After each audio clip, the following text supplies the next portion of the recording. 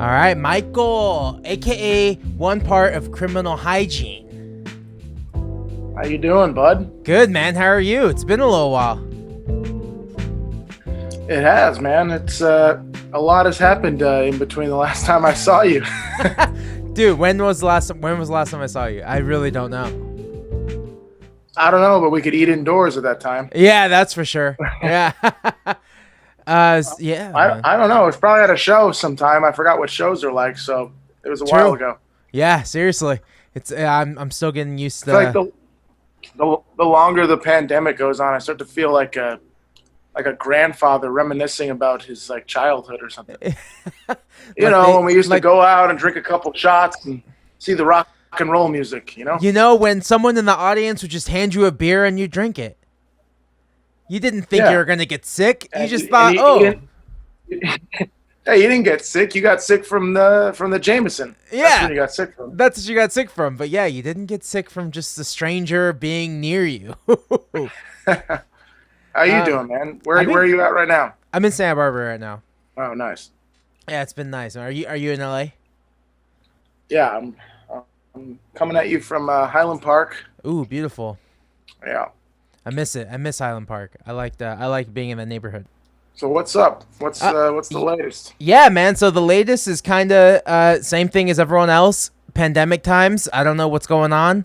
I was like, let's start a podcast. Let's reconnect with some people and like, let's just do something because I can't play shows and I'm very fortunate. I have a record done because right now I haven't had really a lot of motivation to write shit.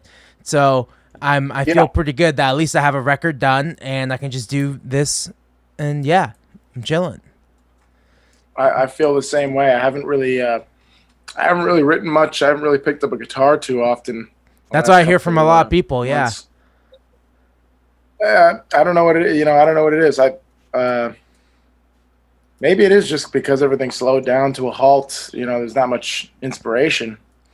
And then it also feels like with all the shit going on in the world that we're not very important at all. I mean, who the fuck wants to hear what I have to say anyway right now? Yeah. So you guys have been laying pretty low then. Have you guys been practicing at all? At least like getting together and getting the jam on. No, you know what? We've been surfing a lot. Cool. So I don't know if that has nothing to do with music, but yeah, but at least you're getting. Maybe we'll start. Maybe we'll be a surf rock band eventually. Who knows? That's just how it works, man. That's just exactly how it works. Yeah, just stuff to like fill the time. With music, it's hard to get into a studio now. It's hard to. Some people want to meet up, some people don't. Everyone's, it's a little weird. Yeah, so I totally get that. It is kind of nice to take a little break from it, actually. Just mentally, just getting a little rest. Kind of get away from the grind. We've been on and off the road for 7 years now. Yeah, and just racking up debt left and right. So it's nice to get a little stimulus, Yeah, man. So, yeah. So let's go back to the start, man. Where are you from? Me, I am from Long Island originally. Yeah. And I moved to LA. I believe it this year turned 12 years in August. And when I moved out here to go to school. Where'd you go to school? I just never looked back. I went to USC, Southern California. Yeah. Majored in music, which was interesting because every year the music industry changed while I was in school. So it was like you would just throw out the book you had from the year before and be like, everything's wrong in that one. Everything's changed. Yeah. Then, I think like honestly, I think like my senior year or something, Spotify came out and like we just burned every book from before that. It was like the whole model of everything's over. Here's a new model. Oh shit. Blah blah blah. So I don't know if I learned anything. Yeah, those are like super formative years. I'd love to have that $200,000 back. Maybe start a different company or something. Maybe something scalable. Maybe not start a band. If I could go back again, maybe I just wouldn't have started a band, which is just like starting a band is like getting like a dog that's too big for your house. It's just it's just costing a lot. It's like the elephant in the room. You're like, why are we doing this? This thing's just ruining my life. Yeah. But you still love it. You still love it at the end of the day. You know, you take it for walks, and it shits all over you. Yeah, it's like this weird abusive relationship where you just keep getting abused, and you're like, all right, let's do that tour again. I know we didn't make anything on that last tour, but let's do it again. And that last tour where we broke our van and every tire popped and we lost money at every show, and all we ate was stale hummus for 19 days straight. Yeah, let's do that again. Let's do that again. I know, but then you miss it, and then you're home for a little bit, and you're like, I think it's time to go. Yeah, it's a good break. I do miss it a little bit. I do miss eating McDonald's every other day. Yeah, I enjoy a good Taco Bell on the road. Just checking into the hotel room and playing the Where's the Blood game, seeing the walls. Odessa, Texas. Rolling. Just you know what I'm talking about. No, yeah. I kind of wanted to keep the standard a little higher for me. Like I kind of don't want to stay at Motel 6s anymore unless we absolutely have to. It's just like just 1/2 a star above. That's why I've been trying to stay there. I've got a picture somewhere. I think it was the last tour. We were on tour with White Reaper. Great dudes, great band. Cool. And I think we were in the middle of heading to Austin, and we stopped in Odessa, I think. And I swear to God, this room, there was blood on the ironing board, and we were just laughing our ass off. And I got a picture of Bird next to the blood on the ironing board. It's great. My first move, as soon as I get into the hotel room, is just crank the AC. I don't care how hot or cold it is, man. Just crank the AC. The AC. I love it. That's my favorite. Yeah, Light man. A candle and pray. Light a candle and pray you don't get hepatitis in the shower. Yeah, I think that kind of stuff I don't miss. Like we slept in the van in a Waffle House, like in Florida. I don't miss that kind of stuff. Like those are the stories that are funny now, but they were not funny in the moment. I was very upset that night. But last time we went to a Waffle House, one of the employees had a seizure mid-shift. Shit! We were the only people eating in there, and it was like 4 a.m, and this woman had a seizure. Oh, it was insane. God. Oh my God! What'd you guys do? I have no idea what happened. The EMTs came. It was a whole thing. Oh my God! That's fucking crazy. Yeah, man. Crazy. Dude, what were you gonna say? I was saying, what about you? When's the last time you guys were playing? When was the last time you played a show? We did. Last show was New Year's Eve in Santa Barbara. Wow. Yeah, that was nuts, man. We were all excited, and we're like, "Oh, we're gonna release a record this year, and this and that," and like.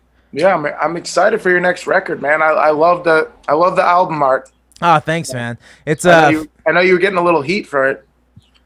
What can you do? It's fine. I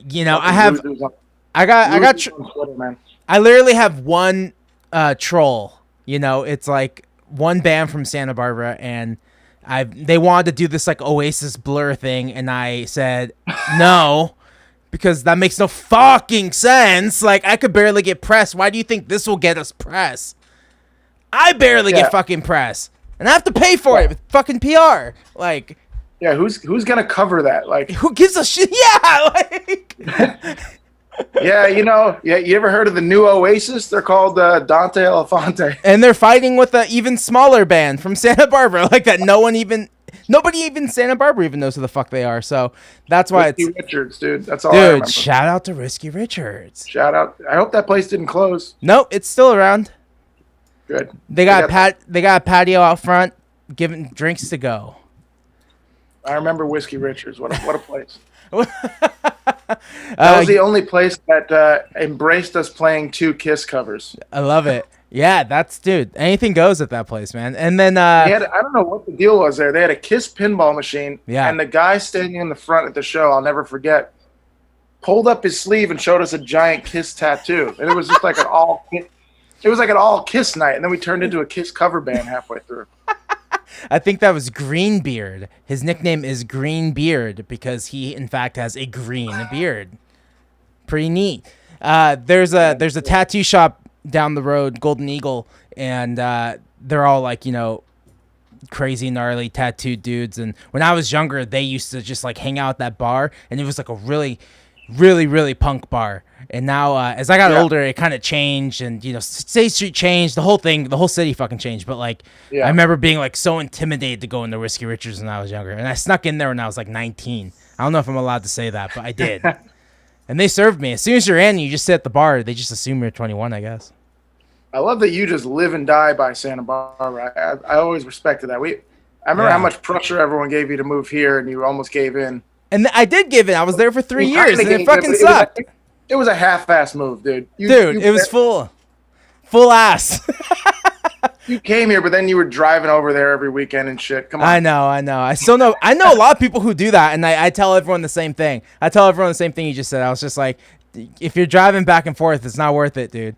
You're spending so much money in gas, and what bad can happen will happen. I got in a terrible accident. Like, it happens. Yeah. Shit, man. Yeah, exactly. But I do appreciate you guys being so nice. I did work at Purgatory Pizza. I always talk about. I wear my Purgatory shirt every once in a while. What a spot! You still got it? I still got it. Yeah, I never gave it back. I forgot that you had that. I mean, the amount of people that have rolled through that place, man. Jesus Christ. Totally. Who else? Do you know anyone else who's worked there? I feel like every rock musician in LA has fucking worked there at some sort of time. Yeah, I drove by there the other day because I don't know why. I was just in Boyle Heights and I drove by it and I was like, oh, there it is. It's still there, still kicking. You should have stopped. You should have stopped in, man. And well, does anyone still work there? Is everyone still there? Bird Me and or Hiller are still there. So Really? If you ever want food, yeah. If you ever want food, drop in. You guys got that vegan cheesesteak? We do. I did see that on the menu. I was thinking about it. It's very good. Yeah, man. So when did you start Criminal Hygiene? We started the band in like, I want to say it's kind of fuzzy. Yeah. I want to say it was late 2012, if not 2013. And it kind of just started because we were tired of doing solo projects. The original member on bass was this guy James Watson, super talented artist. He goes under Prattley. He goes under Just Jay now. He's just a great overall artist and a writer, and he was the founder of the band with me. And we just kind of started dicking around, playing more rock stuff and listening to a lot of X. I feel like is what we like kind of started on. You know, just being like looking into like the great LA punk bands, and yeah, we just kind of started playing faster and looser and drinking. You know. Cool. And how'd you get connected with Bird? How'd you find him? Bird is kind of a funny story because Bird was in a band at that time with Michael Hiller, who is now in this band. They were in a separate band, and they lived in Santa Cruz. And Michael found Bird on Craigslist. Oh, nice. With Classic. an ad that just said, I want to drum for a band or something. They found him and met up with him, and he found a drum set in someone's backyard or something. Oh, classic. He's got one of those like mythological stories. I don't really understand where Bird just swooped in out of nowhere. Kind of. But they ended up moving to LA, and they were friends with James. So it was kind of like through James that we all met each other and kind of started hanging out. And we really didn't have a drummer in the beginning. So it was just me and James. All the recordings on the first record were just us two. And we kind of switch off. So if you heard the drums be really bad, it was James on drums. When I was playing, it was a little bit better than bad. And then you guys knew Bird. He could keep the time. And then, yeah, and then we eventually kind of turned it into a three-piece. Bird started playing with us and kind of went from there. And then Did it evolve more? Like, did you guys get another guitar player? I feel like you guys did get another guitar player. We did. So when James left the band to do his own stuff, Michael stepped in, and then we eventually had Cam from his old band was the Lovely Bad Things. He stepped in and played bass for us for a while. Cool. But the bass role was always kind of like a hired gun kind of thing. Yeah, I remember you guys would switch off. Yeah, I'd switch off whoever was available, this and that. You know, Cam ended up having a kid. He has a daughter now. And so we got my buddy Johnny Per Diem filled in he flew in from New York Cool. and never stopped complaining about the buyouts every night. Yeah. Per diem. That's how I got the nickname Johnny Per Diem. Oh, yeah, I love how you guys all have nicknames. Everyone's got like a nick. Everyone has like a mythology, a story. Yeah. So the touring situation was always like we wanted a fourth guy to fill out the sound, so it was always whoever was available. Cool. But now for the most part, I don't know. Yeah, for the most part, it's just you three. The solid. Yeah, three. the core is us three. We write the songs and usually record them. We recorded the album, our last album with Alex Newport, and we did that just us three. Cool. So Michael and I would switch off on bass. That's the record that came out on Dangerbird? That is, yeah. Yeah. What was the difference between working on that record and like, because I'm assuming that was with a label and maybe you had more resources versus like just doing it DIY, how you guys have kind of always done it? It was definitely different. I mean, it's something we always wanted to do. We always wanted to take that step if someone was, if someone was willing to work with us, which for a long time they weren't. Yeah. If someone was willing to sign us, which we never thought really would happen because we were just a little too reckless for many years. And yeah. We didn't play the game for a long time. We decided when we had the moment to really play it and like do it professionally. So it was cool. It was a little more pressure. It was a little more professionally done. It was a little more, time meant money, and we were playing with someone else's time. When you have a producer in the room who's done, big records, records that I grew up listening to. You don't want to let them down, and you don't want to act like an asshole. So we kind of reined it in and really focused and practiced and did all the things that a regular band's supposed to do that we didn't do for 5 years before that. When we made our own records or made our own singles and stuff, we just kind of set up my gear in the house or in the living room, wherever we could do it, and just, banged it out in 2 or 3 takes, and then bam, that was it. We didn't really think much about it. Yeah. But that's amazing, man. I think it was very cool to have that pressure of like timelines and like you need to get this done, and we were definitely more productive having people on our ass, Well, going forward, do you think you'll, even if you end up going DIY again, are you going to bring some of that aspect back? Like maybe we should give ourselves personal deadlines and we should do this. Yeah. I mean, if we did, quote unquote DIY, it would just be self-funding or getting some sort of investor to pay, but we would still, if we were putting a decent amount of money into it, we definitely would, put it on a calendar. Like we got to have these days done. We got to have artwork by this. The longer you've been in the business and you know it yourself, every day and every moment that things get released or get delayed counts. So like if you have a music video that's supposed to come out on a Friday and it gets fucked up and it comes out on a Sunday when no one's going to watch it or something, totally. You ruined, how many thousands of dollars worth of work really. Yeah. So, everything counts. And those were things I didn't realize in the beginning. Totally. Yeah, it's something you just learn the more and more you do it. I think a lot of that stuff really matters, and I don't know, man. It's crazy. It's crazy to become, especially when you do it yourself. It's like, you get the idea of what it takes to be. You are the label, the Criminal Hygiene label is yourself, and you're self-funding it, or you have someone helping, and like when you start working with a label, you have expectations now, and maybe things don't really work out. I don't know. I think it's smart. I think it's important to know how the industry works as a whole. I'm still really bad with like publishing shit. I don't know how any publishing shit really works, but I get the other stuff. That's like my one blind spot. There's some things that are still like an absolute mystery to me. Like I don't know how PR works really. I don't really know what the hell they're doing, what you're paying for, what kind of shitty emails they're sending. I don't know what that is. Yeah, exactly. Yeah, and what are they doing now? Like, pitching a song to me is like, if you're not getting us on Pitchfork, why am I paying you? Yeah. It seems like that's like where we're at now with music. Like, it almost doesn't matter. Like, blogs are like irrelevant unless you're getting on like a good playlist where people are gonna hear your song and play it. Like, no one wants to read about me. Or my band or my fucking life, Yeah, no one gives a shit. And like, if you ask those PR agencies about playlisting, they have no idea because they're like completely left out. They don't fucking know.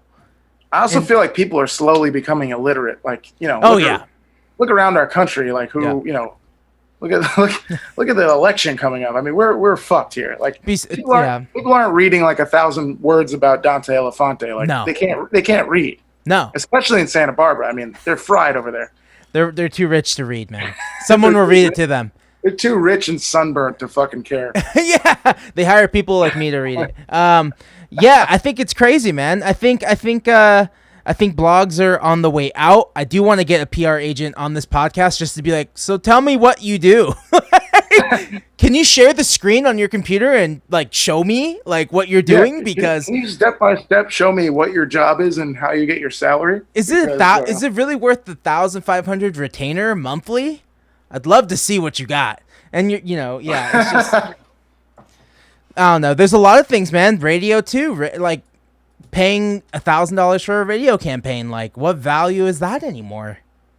Yeah, we did the radio campaign thing through the label, and like they'd send you numbers. You get an email being like, "You were number 88 on this week's Hot 1000." It was like, what is that? I don't even know what this is. I know. I was like, I checked my bank account this morning. It's still zero. I don't know what you're showing me. And then like you go, but the only thing it's like, there'll be like two kids who end up at a show and like, hey, I actually work at the college radio station. We love your record. It's like, because you only know because you work there. It's a great thing. I mean, those people are the best. The college radio station, they are. They're great. But yeah, the numbers are probably way down from years before. And yeah. If it's like Spotify or bust. Because I don't ever want to, now that I'm older, I don't want to sound like cynical every time, but I can't not sound a little bit cynical about it. Yeah, well, we're in I think we had like 10 years, the 2010s of like, this is how the industry works. Like, this is how it works. And now we're right in the middle of this 2-year, from like 2018 to now where it doesn't work like that anymore. Yeah. And like you said, that was that same moment when you were in college. And then, all right, rip it up. Yeah, it's happening again. I seem to get stuck every time. At the beginning of each decade, new rules. All right, new rules. New rules and, new trends and things. And yeah. Yeah. Personally, I've been stubbornly playing the same shit forever. I'm just hoping if I keep playing this shit that it'll eventually be the one that's everyone's like, we're doing this now, and I'll just be like, I've been doing this. Finally, it's our time. When it comes back around, man. I know there's a big push for ska. Ska is supposed to be like our old manager had always said to us, and it was something that I didn't believe at first, and now I believe is completely true. She said she was like, your favorite band, currently is Wilco, and I said, yeah, Wilco is my favorite modern band. I think they're awesome, amazing. Tweaky's a modern songwriter who's up there with the greats, whatever. Totally. But she said, in this day, if they started a band today, they wouldn't exist. Yeah. And that was like frustrating to hear because I was like, how could that good of a band not exist? And it's probably true. Yeah. I think it is true. Style, it wouldn't have gone. Wilco doesn't go viral on TikTok, Yeah. And like, there's something to that maybe that's a really great thing. But right now, if you don't go fucking viral on TikTok, it's fucked. But it doesn't make them bad. It doesn't, because I think they're one of the best bands ever. Yeah. It's just, they are. It's just not catering to. Yeah. So that's where we are with, at least with guitar music. I don't know what is your new stuff sounding like. It's I got away from the guitar, dude. I'm playing mostly keys. Yeah, I know. There's nothing wrong with that. There's nothing wrong with that. It's just when I pick up a guitar, I feel like I know all the tricks. So I'm writing shit and I'm like, oh, I already did that. Oh, I already did that. So at least when I get on like the piano, I have a Rhodes back there, I fall into shit. I'm like, I don't know what the fuck I'm doing. I'm just banging my hands like on the keyboards until something decent comes out, and then I just have somebody else play it. But yeah, I still play guitar live and stuff. And no, I think that's the best way. I think when you're new to something, you're actually like accidentally more creative because you like stumble on the shit and limitation. Mm-hmm. You when you hold a guitar now, you almost have like this ego to it. Like, I already know how to play this shit. Like, yeah. Here I am with the G chord. Here I am with the F chord. Like, I know where I'm going. I know what's happening. Okay, now I know where this song's going. Okay, End up with the same progression. Yeah, I'm just like rewriting "Never Trust a Junkie" over and over and over again. Like it's You should just re-release that song every year until someone realizes it was a hit, and it didn't get. I feel like it didn't get its like due. I feel like I've always said that. I was spinning it at like DJ things. Like I would just bust that thing out every time.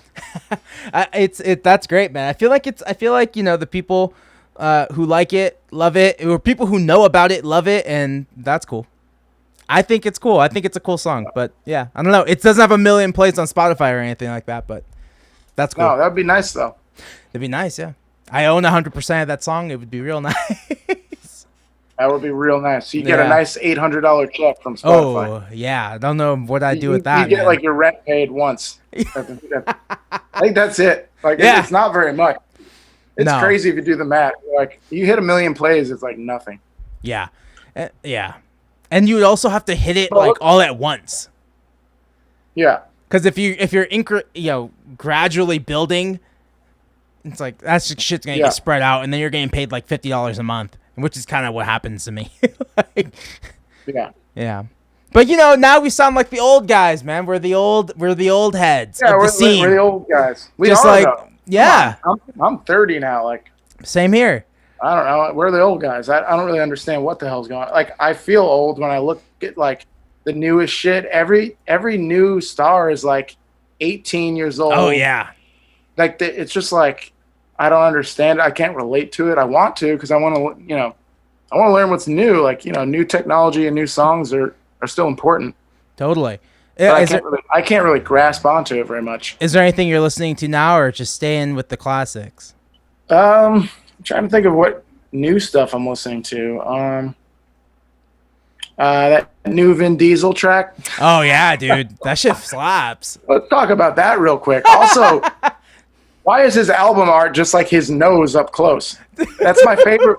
My favorite part of the whole thing is the album art. It's just like him smiling and his nose looks huge. It's like a bad shot. Dude, he's always had the craziest social media presence. Yeah. It's always pictures of him and they're terrible, these like ugly graphics. It's amazing. But I kind of love it. He seems like he just like woke up one morning after like hitting his head or something and decided to like be a pop musician. It was crazy. He came out of nowhere. And his voice is all deep and it's probably auto-tuned as fuck. Like, and it's pretty catchy. I mean, it's pretty good. Not bad. I liked it. Taking the irony out of it, I kind of like it. I like it. I support Vin Diesel and everything he does. But yeah, I'm all over Vin Diesel. That's the new shit. I like the video of the people just dancing on Zoom. Like, yeah. I want to be one of those people, man. Like in the NBA Finals, just like chilling, like with my dirty ass room.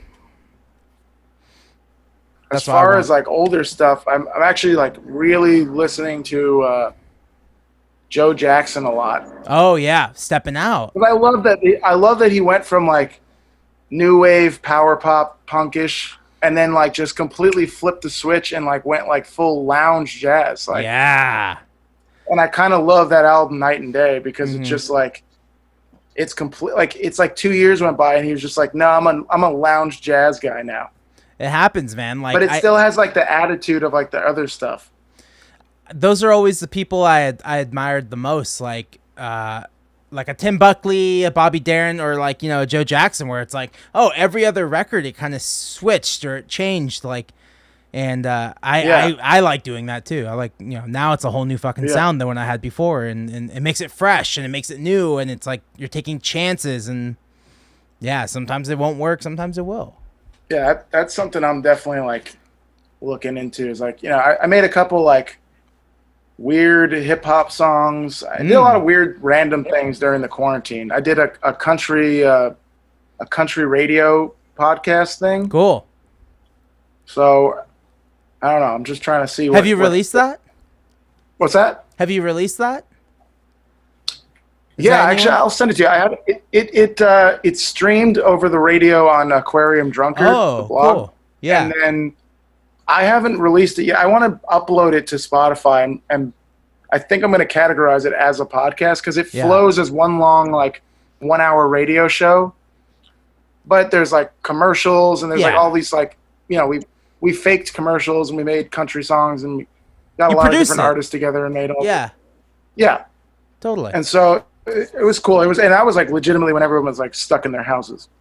Oh, So it yeah. was like supposed to sound like a radio transmission from like the end of the world where everyone's quarantined and stuck in their room. There's nothing else to do. Oh, nice. Who'd you play on there? Some of the old country.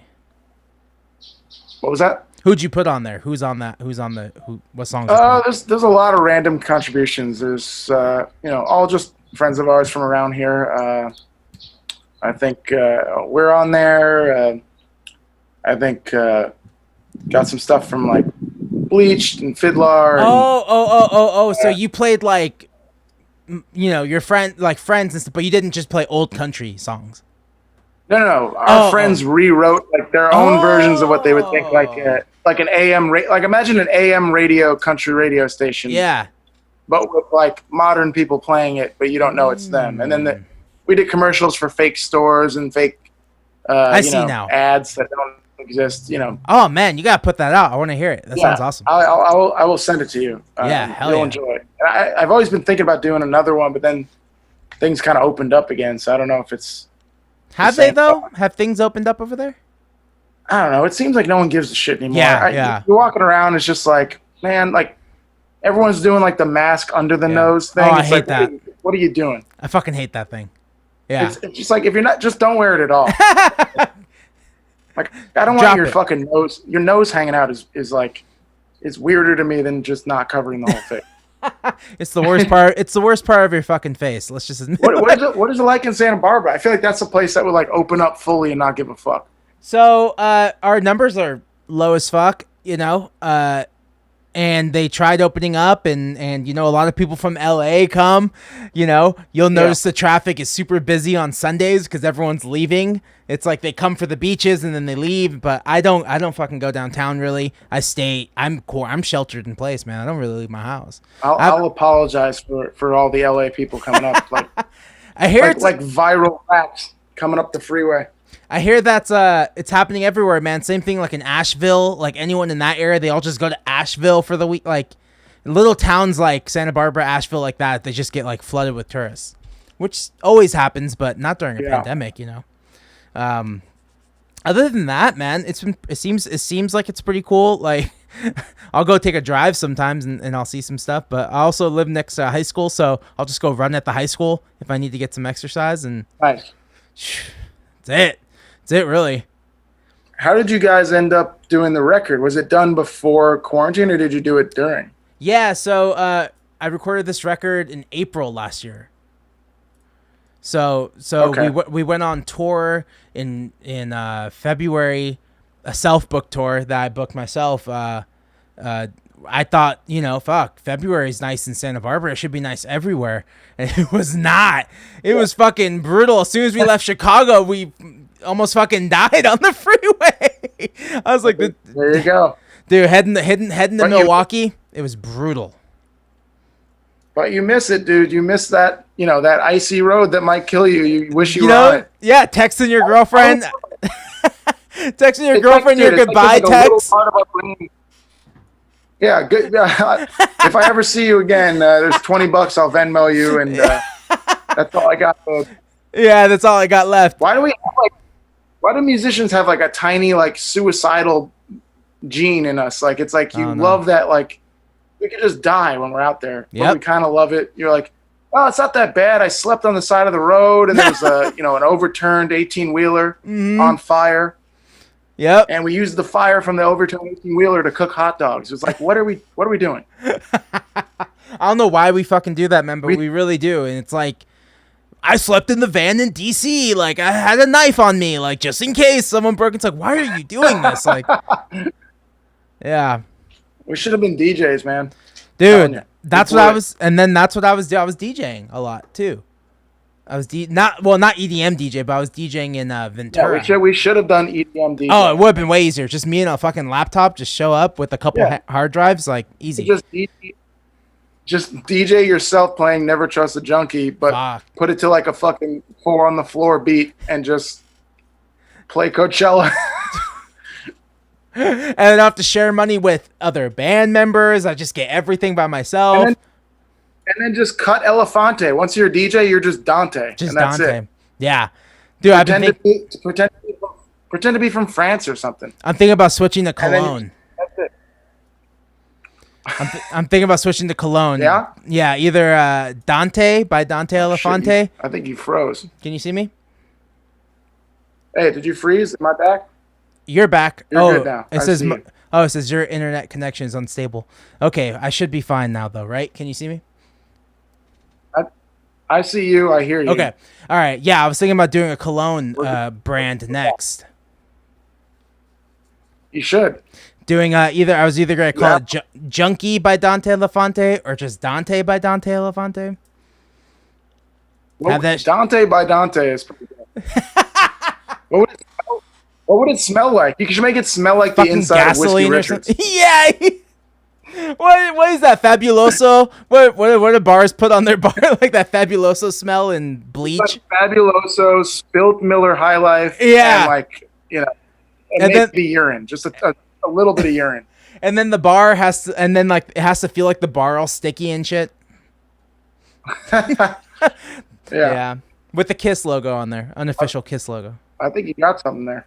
Yeah, man, I'm feeling it. So how many records have you guys released prior to the Dangerbird record? Or was that the debut? We had put out... Well, no. The debut was in 2013. It was self-released. And then we did a couple singles on what I think are all record labels that don't exist anymore. But we did a couple 7-inch singles that were like either a single or an EP kind of deal, like 3 or 4 songs. Mm-hmm. And then we kind of just, for years we had been writing the record Run It Again that came out on Dangerbird. We'd been writing it and rewriting it, and kind of no one was biting on it. We did demos, and there's probably like 5 to 7 demos of each song that was on that record, like different versions, different takes, different tempos, whatever. And we almost gave up, man. I got to be honest. We were like, we don't know what to do. We want to put this out. We don't want to put it out ourselves. We're kind of drowning here. And we ended up meeting Alex Newport on a whim at a show at you remember the Griffin in LA? Yeah. Before the Nazis took it over or whatever happened there. Is that what they did? I don't know what. It was something with the Proud Boys or Nazi. Oh. Something happened there, and they said everyone was a white supremacist there, which I think was not true. Yeah. And then it shut down. Oh my God. I remember that place. We played there, and we played like a bad bar show there, and we ran into Alex, and he ended up liking it. I think because he hadn't really seen us before, so it wasn't it was refreshing for him to see a band suck so bad. But with the confidence that we just played like a concerto, that we played nothing. Yeah.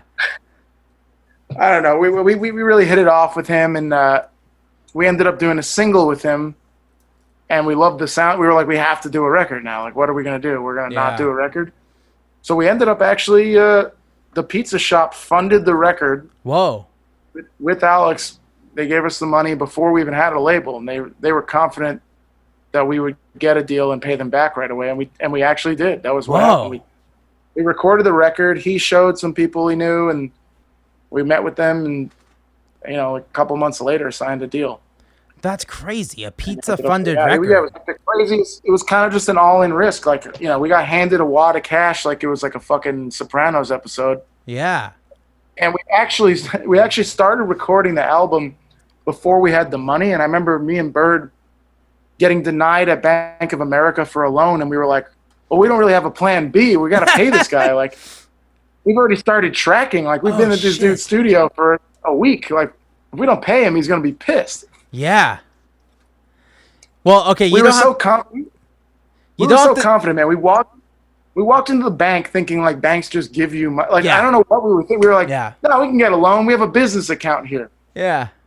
But the business brought in $0. They looked at our, they were like, all you guys do is lose money. We're not giving you $5,000. And we were like, all right, I guess we got to go ask the pizza shop. Oh my God. I was going to ask, you didn't have to tell me the number, but I was going to throw out a number and you're going to either tell me higher or lower. And my number was going to be $10,000. So $5,000 is a lot better. Well, the record ended up costing about a little bit more than that, maybe 11. Wow. And then I guess I could talk about that now. It doesn't fucking matter. Yeah, it ended up costing a lot. You know what a regular record costs. Yeah, that's usually yeah. You go in the hole, you know, you get your deal and they cover it. You know, we ended up doing a couple more tracks that didn't make the record, and then we settled on the 10 songs. But we recorded close to 20-something songs, I think, and then we used 10. Wow. And then 4 or 5 went on an EP a year later. So the last thing we put out was an EP, and then we went on tour, and then it was December and January, and then there was a pandemic. So, did you guys have tours booked for this year? We didn't yet, and we were kind of just seeing what our next move was. We were talking about doing another record, and then everything hit the fan. I mean, yeah, we're not working with Dangerbird anymore, and we didn't really know what to do. And then the pandemic hit, and it was like, let's just take a break. So I was actually supposed to play guitar in Europe with Together Pangea opening for Jimmy Eat World, and that all got canceled too. So I had plans to be gone June and July. I had already told work, and then I had to get back to going to work. I don't know. It was like, this year sucked, man. I mean, that's for all sure. we can. Yeah. Oh man, that would have been good. It would have been cool to take a break from your own project and just play guitar for somebody else and Yeah, I was really excited about that. Just kind of being I get to stand in the back and just play guitar. Just fucking play, yeah. Sing back up, so I don't have to be the guy. I can just kind of learn a couple things and contribute in my own way. But totally, I don't know. Maybe that'll happen next year. I don't know. I don't really know. I don't know either. You guys have anything on the books for next year? Is it even? No. See, no. It's like we canceled 2 tours that were supposed to happen in the beginning of the year, and one in April, and I think another one in June, and then I was like, and then my agent got promoted, and I don't have an agent anymore. So there you go. It's pretty cool, pretty neat. Hey, pretty neat, man. Yeah. At least you got a good podcast going. I'll take it, man. I'll take it. Yeah, you got a lot of noteworthy guests. It's been good, man. I think it's cool. I think it's. I don't want to say it's easy to get guests, but I will say that we don't have a platform to just talk, so people are eager and they like the idea of let's just talk. This doesn't cost me anything. It's just fun just catching up and shooting the shit. Yeah, it's awesome. And someone the Spencer Tweedy episode I really loved, and I know him from liking each other's shit, but I've never talked to him at least for a whole hour. That was really nice. He's a really nice kid. He's a really great kid. Super sweet. Yeah. Yeah, and then you have the idea of I don't want to just talk to him about his dad. I don't know. I think with that with every interview, not just him, but I know so and so because of so and so, but then I don't want to talk to them. It's they are themselves. I don't know. Treating everyone equal and treating everyone as because everyone's got their own shit going on. Yeah. Hey, that's really nice of you, dude. I'm just trying, man. Good guy, Ruben. I'm just trying to be nice. But other than that, yeah, I got a record recorded in April. It took a fucking long time to mix because I hate mixing. It's my least favorite part of the process. But I've been teaching myself Pro Tools. Now I'm moving on to Pro Tools. See if I can get a hang of that. Maybe I can fall in love with mixing because right now I hate it, and I think it can change. I don't know. So you mixed the album? Nah, we paid somebody else to mix it because I'm just I hate this shit. Okay. You do it. Yeah. And then it's tough, man. It's tough because you got to hear yourself so many fucking times in a row. Yeah. All you're doing is over and over and over again, and then hearing your own. When you hear your vocals soloed, you want to quit music. You're like, why am I doing this? The worst is the podcast because it's just me talking. And then I'm hearing myself say, that's cool. Oh, that's awesome. That's cool. I'm I say that so often. I'm just dude, I have to stop saying that shit. But it's just the first thing that comes out of my mouth when someone says something. I'm oh, that's cool. What made you start doing that? You just were bored. You started the podcast. I started it earlier this year just because I loved all the comedy podcasts. And I like that they all went on each other's shows and promoted their shit, and I was that's cool. That's a cool community thing. I think that we need. And I was oh, I don't think anyone's doing it that way either. I know actually it's pretty interesting that Pitchfork started a podcast this month. I think it's pretty ridiculous. Of course. It's like the first thing they've ever created. I hate to take a shit on Pitchfork, but they can take it. Like, this is like literally the first thing they've ever created in their fucking life. They've made a career out of taking shits on people's albums, and now they have their own product, a podcast that they make. So now I feel like I could take a shit on that. But I'm not. Yeah. But I just think it's interesting. And KEXP started a podcast too. That was really cool. They had King Gizzard on. But and then the guy from Jimmy Eat World, he has a podcast now. So there's more and more. There's more and more popping up, and I feel great. I think if it just blows up, my fear is that everyone's gonna stop though. When when this shit's over, it's like, fuck it. That was just for fun because we had nothing to do, and it's like, I don't know, maybe not. I mean, it's cool because, you know, how often do you just see musicians talk? I mean, this would be like green room talk. We'd just be sitting around waiting for a show. Yep. And that doesn't happen anymore, so now we have to do it here. Or like if you're in the van, like if you and I were on tour together, this is the same shit we would talk about, like, you know? Yeah, that would actually be a great. Once things get back to normal, if there was a carryover podcast where it's like each person's in the van, you're on tour at the same time, and you're talking while you're laying down in the van in the back. Totally. And you just recap the last night before the last couple nights, and then you could just get a whole bunch of people that are on tour at the same time to do that. Mm-hmm. So that was kind of what I was thinking too. Like a lot of the gear I have is like, you know, remote. I can do it just on batteries. We could do that in the van. We could do all these different video stuff when we go on tour, because I feel like I just didn't document the last tour I did very well. And I was like, oh, there could be so much content here, you know, at least like that would satisfy me, because there's so much downtime on. I could just be editing a video while I'm waiting, like, you know, after sound check I could be editing a video, and I just think there's a lot of opportunity there to promote other people and yourself. And my dream, this is my dream, I will tell you my dream. I haven't even talked about this at all, but I want to do a tour, right? The Dante Elephante tour, where I headline, which is fucking impossible. 10 people will show up. There's an opener, but then you do a live podcast. So the first of 3 is a live podcast with maybe someone from the area who isn't playing on the show. That's where I'm at right now. That would be pretty cool. Yeah, that's where I'm at right now. So it's just a 2-band bill with a live podcast for the first of 3. That would be pretty interesting. Yeah, that's where I'm at right now. I don't know. I guess I'd go see anything at this point, you know? So you got a shot, because I think if you were doing anything outdoors or indoors or anywhere outside of a house, people will go. Yeah, that's true. That's true. Because right now people are going and doing things they never did before. I mean, you see people on hikes that never would have left their fucking house before. You know? So the quarantine's doing crazy shit to us, man. You know? Yeah, I don't understand. There's like different stages. There's like the stage that's like, I should go back to college. I should go to grad school, or I should finish college. I should move out of LA, New York, whatever big city, and move to like a red state and live cheap. And like, there's just like different levels. Do you know what level are you at right now? Yeah, at the level I'm at I was like, maybe I should start a different career. I'm like thinking like, I'm like getting like crazy, you know? Yeah. The first level was I should finish this bottle of tequila. Then it was I should finish this album. Now I'm at I should start a new career. Yeah. Yeah, it's taking the toll out of us, man. It's rough. It's rough out here. I think I'm gonna record some new music soon, actually, and it might be like a solo thing.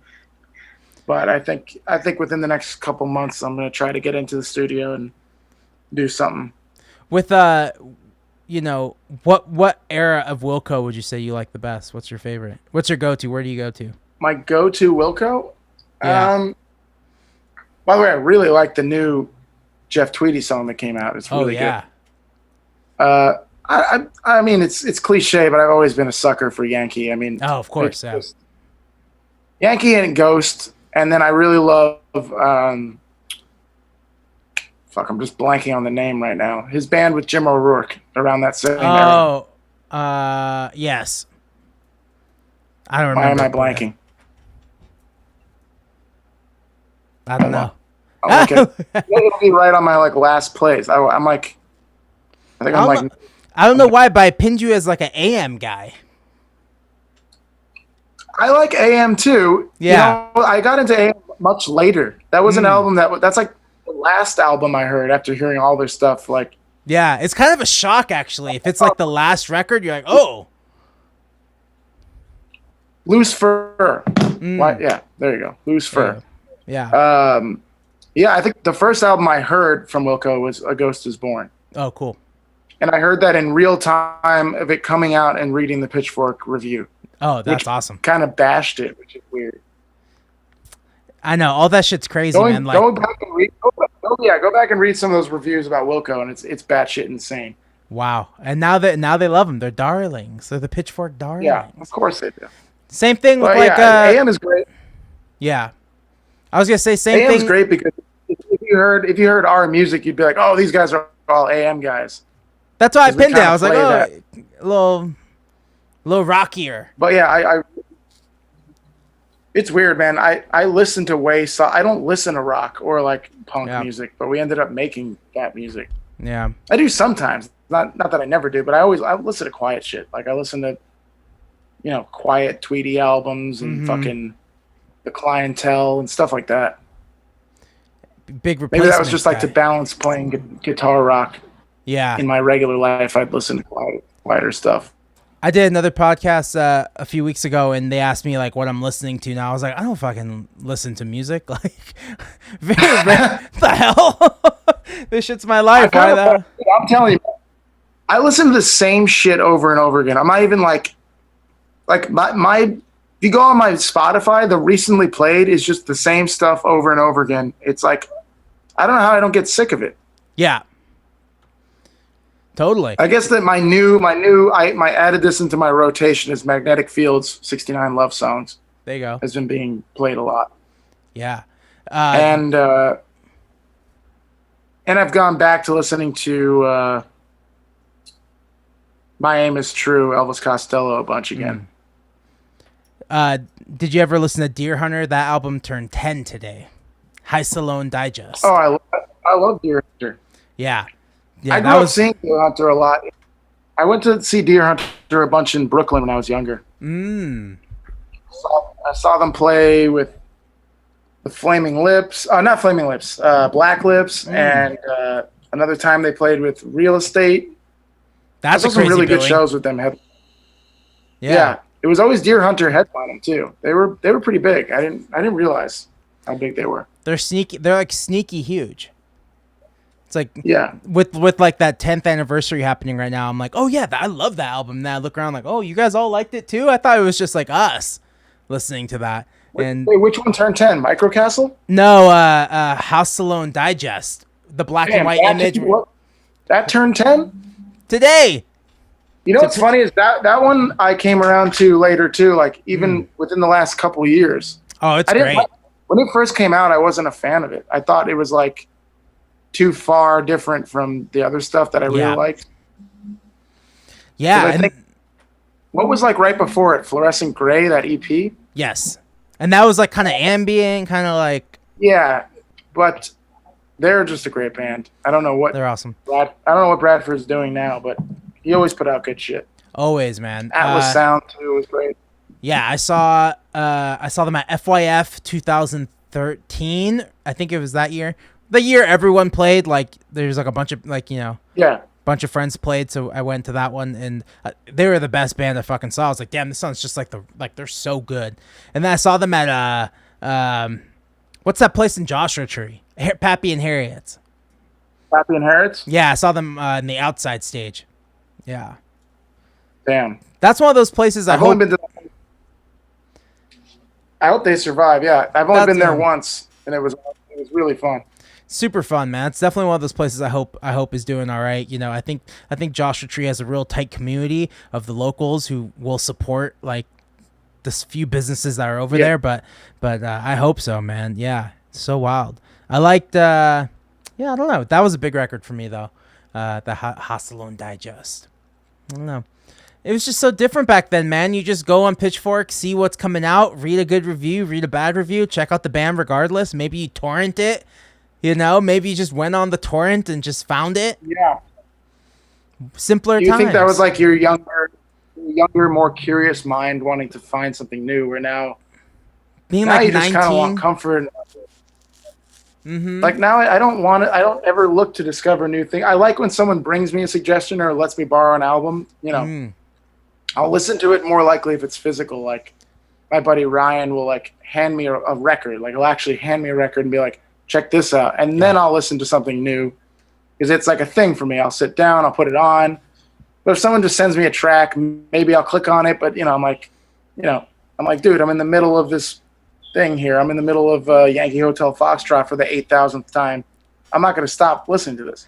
And then you're also listening to it like probably on your phone, and like nothing ever sounds good on a fucking phone.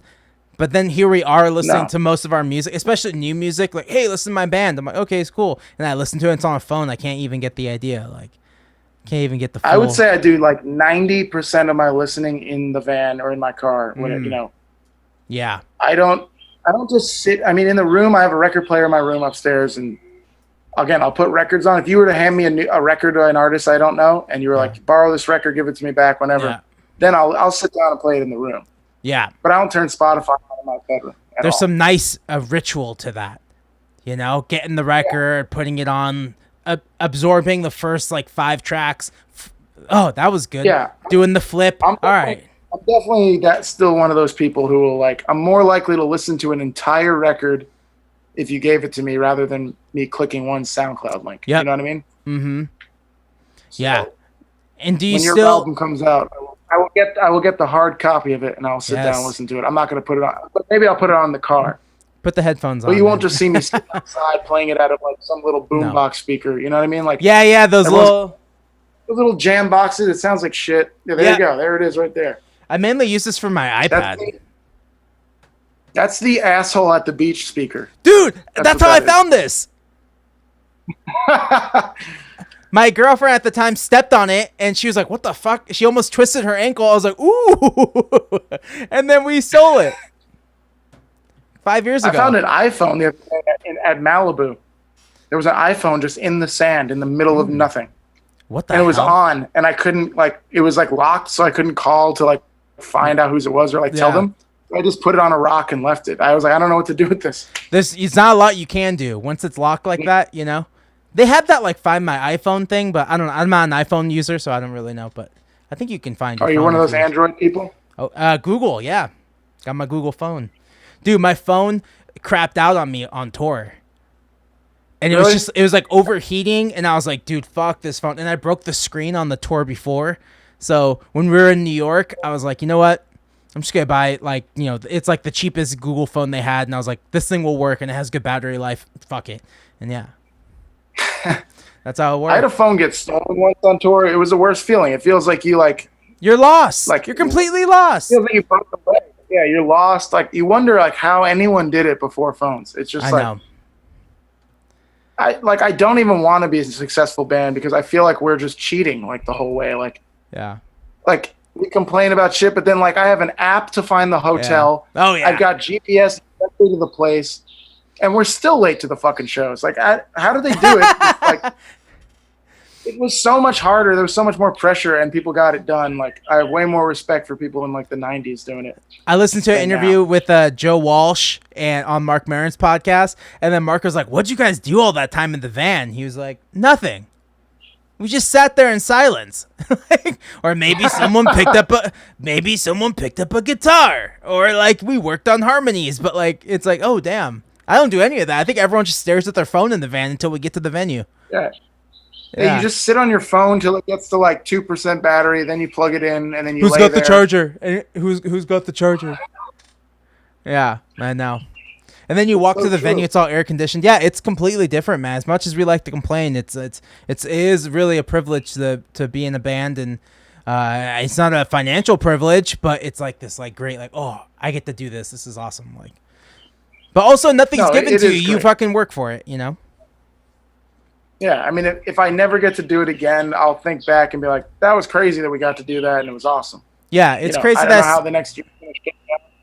It's crazy. I spent my We could, 20s it doing could be this, a year and a half. It could be 2 years till bands go back on the road playing small clubs. I believe that bigger bands that can play big outdoor venues that they could space people out will come back faster. Yeah. But like, for bands like us, we're club bands. We're playing 300-400 cap places. Yep. That's not coming back for a while. They're not going to squish people inside for a long time. No. So we got to find new ways. We got to make more podcasts. I'm going to start my rival podcast to yours. Dude, let me be on your podcast. That's what I'm saying. Like you'd be a great person to have a podcast. Like you seem like you like to talk and you're funny, you're hilarious. Like me and my buddy started a podcast. We did one episode and then we quit. Yeah. And the theme of it was called You Hate This But You're Wrong. And it was two people arguing, like knowing that the other one doesn't like a specific artist, and you have to convince them why they're good. That's so good. He was trying to convince me why Bright Eyes was good, and I was trying to convince him why Yes was good. Oh shit, that's a crazy episode. It was like just a clash of shit. It was like the total opposite of opinions, Yeah. And you got there was rules. You got to play each other 3 different songs and only 1 minute clips of each one, and you had to explain why it was good. Oh, dude, that's a great idea. And we basically just argued for an hour, and it's kind of entertaining. We're just yelling at each other, And every episode will be different bands.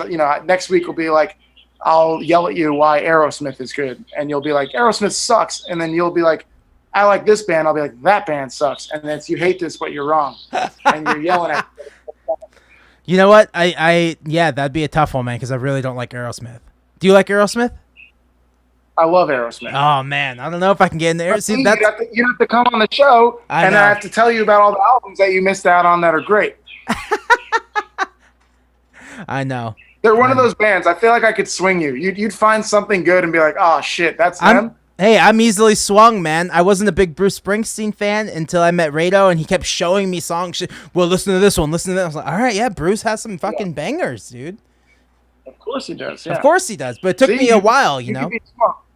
Yeah, I could be swung. I still can't. I'll tell you some Aerosmith shit that's like kind of like proto-punk New York Dollsy and like the early eras, and you wouldn't even believe it's them, and you'd be like, wait, this is...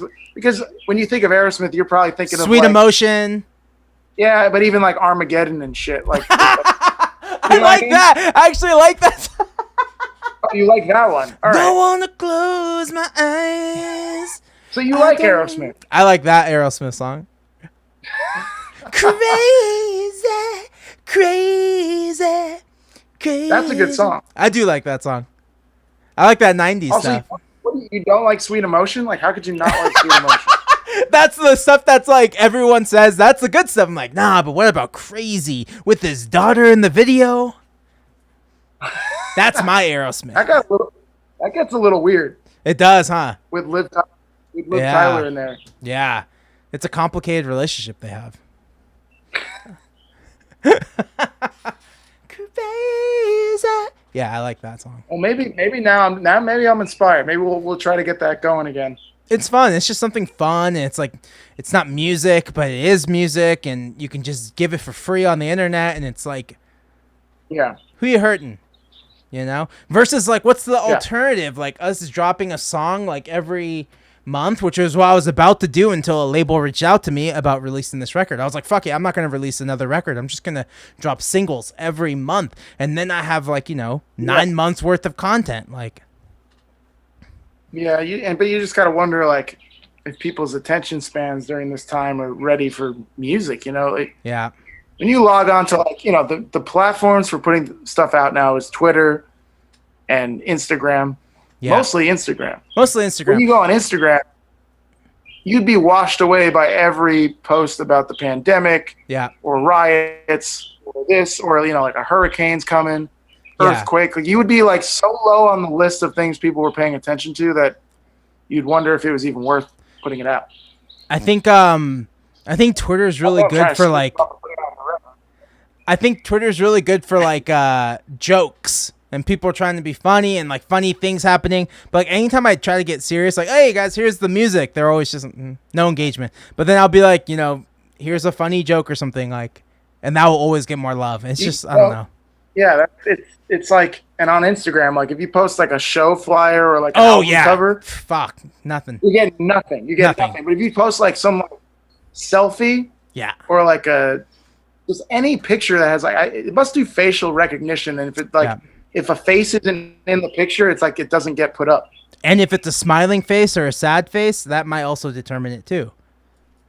Yeah, so you got to be smiling. You got to like, you know, show a little chest if you can. I don't know what you got to do now. I know, or put food or something in it. It's like I don't know what the hell. So you know what? It is good that your album cover is your face because I think that'll help. That's why I keep doing it. Yeah, I keep trying to do it, man. But other than that, man, yeah, I don't know what else is new. What's gonna happen next? We don't know. I don't know what's happening next. I'm actually excited for the first time ever to really watch the presidential debates. You know, I've never considered myself a political person. I usually think that everyone's full of shit. Yeah, but they are. Specifically, for the most part. Here is like, we gotta get this motherfucker out of here. Like, I don't care who. Just, you know, there's a certain level of dumb, and then there's like, what's happening now? Yeah. So I'm interested. I am a little like worried though. He's like I don't know if Joe Biden's gonna be able to keep up in a debate, but we'll see. I don't know, man. We're not releasing any music in November. I'm not really I'm just gonna do the podcast and like whatever my normal stuff. But like when the label was talking to me, how about November? What single should we put out in November? I was like, let's avoid November, and they're like, oh yeah, you're right. I was like, it's gonna be a shit show. It's a shit show. It's a shit show month. It's been a shit show year. It's tough to like, it's tough to look forward or even predict anything. I mean, I couldn't predict any of the stuff happening. I mean, this all started with Kobe dying in a fiery helicopter crash. That was fucking awful, yeah. And we thought that was going to be the word. We were like, oh, 2020 off with a bad start. Like, little did we know, Yeah. Wildfires. Yeah. Can you smell the smoke in Santa Barbara? It's a lot better now, but the last 2 weeks were pretty bad. It still smells a little smoky, but it's a lot better. It smelled like a campfire. Yeah, it was awful. It was awful. And now we're getting ready for the season finale of 2020, the election. It really is. Like, episode 1 is tomorrow, essentially. Yeah, totally. And then the finale is coming at the end of the month. It really is like that. It feels like we're on a show. We're on a show. This is like the fucking Truman Show, and it's about to go down. What's going to happen? I hope there's like an M. Night Shyamalan twist where like someone out of nowhere wins who wasn't even one of the two candidates. The third party? Yeah. Yeah, the third party wins somehow. That'd be amazing, man. I don't know. I think there will be a twist at the end, and the twist is love. I don't know. Who knows, man? Who knows? At this point, it's like just something's got to happen. Something to give people peace of mind. I hope that they start figuring out like the vaccine and shit soon. It's just something to get people's mind up. It's like I'm not too stressed out. This whole time I've been working and stuff. We wear a mask at work. We wash our hands. If you don't touch your face or your mouth, if you're like, you pump gas, wash your hands or like put some.